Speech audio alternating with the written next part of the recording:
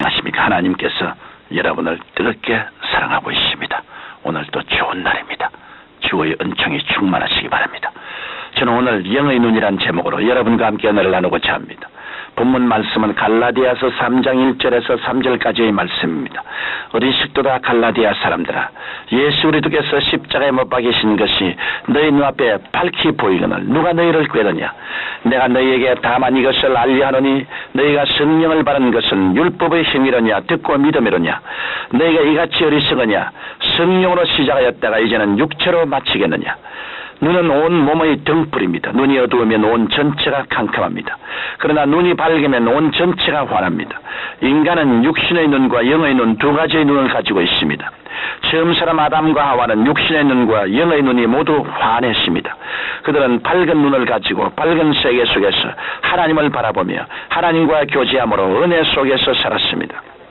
그런데 마귀의 궤에 빠져 하나님을 반역하자 그들의 영혼은 죽고 영의 눈은 멀게 되었습니다. 그 결과 하나님을 볼 수 없게 되었으며 따라서 영의 세계도 알 수 없게 되었습니다. 이후로 아담과 하와의 후손인 인간은 날 때부터 영의 눈이 먼 채 태어나는 비극적인 존재가 되었습니다. 이러한 인간이기에 인간은 물질의 노예가 되어 육신의 정욕, 안목의 정욕, 이 세상의 자랑을 추구하며 살아가게 되었습니다. 이 때문에 오늘날의 세계는 유물론적이고 세속적인 세계가 되고 말았습니다. 그러나 우리가 이런 세계 속에서라도 성령의 역사를 통해 영의 눈이 뜨이게 되면 원대한 영적 세계가 있음을 깨닫고 복된 인생을 영위할 수 있습니다. 성경에 나타난 믿음의 선진들은 바로 이런 사람들이었습니다. 그 대표적인 인물이 바로 아브라함입니다. 아브라함은 그의 나이 75세가 될 때까지 영적인 눈을 뜨지 못했습니다. 아브라함은 육신의 눈만 가지고 무엇을 먹을까, 무엇을 입을까, 무엇을 마실까 하는 세상 근심만 하고 살았습니다.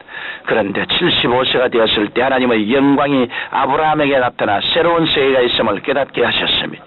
창세기 12장 1절로 3절에 하나님께서 아브라함에게 말씀하시기를 너는 너희 본토 친척 아비 집을 떠나 내가 네게 지시할 땅으로 가라. 내가 너로 큰 민족을 이루고 네게 복을 주어 내 이름을 창대케 하리니 너는 복의 근원이 될지라고 하셨습니다. 이 말씀을 들은 아브라함은 지금까지 살아온 감각적인 세계 외에 영적인 세계가 눈앞에 전개됨을 알게 되었습니다. 새로운 세계를 본 아브라함은 육신으로 살아온 과거와 현재의 생활을 던져버리고 하나님께서 계획하시고 지시하신 새로운 영적인 삶을 향해 첫 발을 내디디게 되었습니다. 오늘날 우리의 삶도 마찬가지입니다.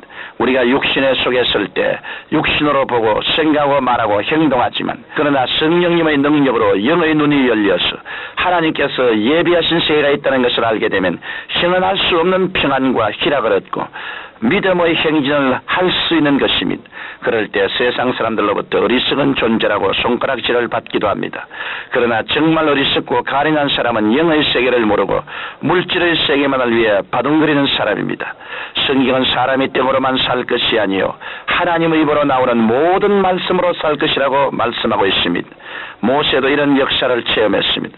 모세는 젊었을 때 인간의 지혜로 자기 인생을 계획한 후 이스라엘을 구원해 보겠다고 애를 썼습니다. 그러나 그의 야망은 한순간에 물거품이 되고 광야에서 40년 동안 제가살이 하면서 양을 치는 초라한 신세가 되었습니다. 야망의 왕궁에서 절망의 광야로 전락한 모세는 어느새 패기와 자신감을 잃고 노쇠한 존재로 변하고 말았습니다. 그런 어느 날 모세가 호렙산 곁에서 양무리를 치는데 가시눈불 사이에서 하나님의 음성이 들려왔습니다. 이리 가까이 하지 말라. 너희 선 곳은 거룩한 땅이니 내 발에서 신을 벗으라. 이제 이스라엘 자손의 부르심이 내게 달하고 애굽 사람이 그들을 괴롭게 하는 학대도 내가 보았으니 이제 내가 너를 바로에게 보내어 너로 내 백성 이스라엘 자손을 애굽에서 인도하여 내게 하리라. 하나님의 음성을 듣자 갑자기 모세의 영의 눈이 열리기 시작했습니다. 전에 상상치 못한 인생의 계획이 하나님에 의해 밝혀졌습니다. 하나님의 섭리로 이런 세계가 예비되어 있다는 것을 안 모세는 한순간에 변화되고 말았습니다. 이미 포기했던 젊었을 때의 인간적 야망이 이제 하나님의 능력으로 새롭게 바뀌어져 그에게 나타난 것입니다. 모세는 믿음의 세계를 영의 눈으로 바라보고 하나님의 능력을 의지했으므로 강팍한 바로에게서 이스라엘 백성을 구출해낼 수 있었던 것입니다. 이것은 사람의 힘으로 할 수 없는 역사입니다. 모세는 영의 눈이 뜨졌기 때문에 백성들이 원망하고 고난이 엄습해도 흔들리지 않고 믿음을 굳게 하여 백성을 인도할 수 있었습니다. 이처럼 오늘날 우리도 영의 눈이 열리면 믿음을 굳게 해서 하나님께서 예비하신 은총의 세계를 향해 힘차게 걸어나갈 수 있는 것입니다. 그러면 우리가 보아야 할 하나님의 은총의 세계는 무엇이겠습니까? 바울은 본문에서 말하기를 어리석도다 갈라디아 사람들아 예수 그리스도께서 십자가에 못 박히신 것이 너희 눈앞에 밝히 보이거늘 누가 너희를 꾀더냐고 하였습니다. 물론 갈라디아 사람들은 예수님께서 십자가에 달리신 것을 보지 못했습니다. 육신의 눈으로 십자가의 예수를 보면 예수 그리스도는 하나의 희생자에 불과합니다. 그러나 영의 눈으로 예수 그리스도를 보면 그곳에는 대속의 연총이 있는 것을 볼 수 있습니다. 우리는 십자가의 예수 그리스도를 볼 때 먼저 구주가 되신 분으로 볼 수 있습니다. 예수님께서는 죄에 묶인 인간을 보혈로 해방시키시고 하나님의 의를 주신 후 사망에서 생명으로 옮겨주셨습니다. 따라서 그 누구를 불문하고 예수님의 보혈을 의지해야 하나님 앞에서 용서함을 얻고 의롭게 되었음을 확신하게 되는 것입니다. 또한 우리는 십자가의 예수님을 볼 때 인간을 성령 충만케 하시는 분으로 볼 수 있습니다. 인간을 성결케 하시고 하나님과 화목케 하시는 분은 성령님이십니다. 성령님을 통해 하나님과 화목하게 된 그리스도인은 성령님의 능력으로 권세 있는 증인이 될 수 있으며 하늘나라의 열매를 삶의 현장에서 나타낼 수 있습니다. 나아가 우리는 십자가의 예수님을 볼 때 치료하시는 분으로 볼 수 있습니다. 예수님께서는 우리 연약한 것을 친히 담당하시고 병을 짊어지셨습니다. 베드로전서 2장 24절에 제가 채찍에 맞음으로 너희는 나음을 얻었나니라고 말씀하고 있습니다. 또한 우리는 십자가 예수님을 볼 때 복을 내주시는 분으로 볼 수 있습니다. 십자가, 그곳은 인간의 저주가 속량된 곳입니다. 하나님의 복은 십자가를 통해 우리에게 쏟아집니다. 따라서 우리는 이 사실을 분명히 알고 어떤 빈궁한 환경에 있든지 절망하지 않고 진실하고 성실하게 살아야 합니다. 마지막으로 우리는 십자가 예수님을 볼 때 영생을 주시는 분으로 볼 수 있습니다. 예수님께서는 십자가에서 인간의 죽음을 청산하셨습니다.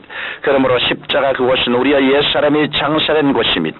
또한 영원한 하늘나라에는 눈물과 근심과 탄식과 이별한 것이나 고하는 것이나 앓는 것이나 죽는 것이 없는 새 예루살렘이 약속된 곳입니다.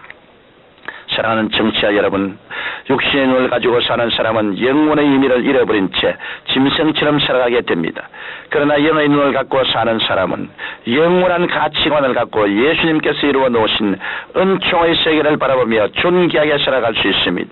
바라옵기는 여러분 모두 육신의 눈만으로 부둥거리며 살지 말고 예수님을 믿고 영의 눈을 개발하여 복된 인생을 영위하시기를 주님 이름으로 축원합니다. 거룩하신 아버지 하나님, 육신의 눈은 사망을 가져오고 영의 눈은 영생을 가져옵니다.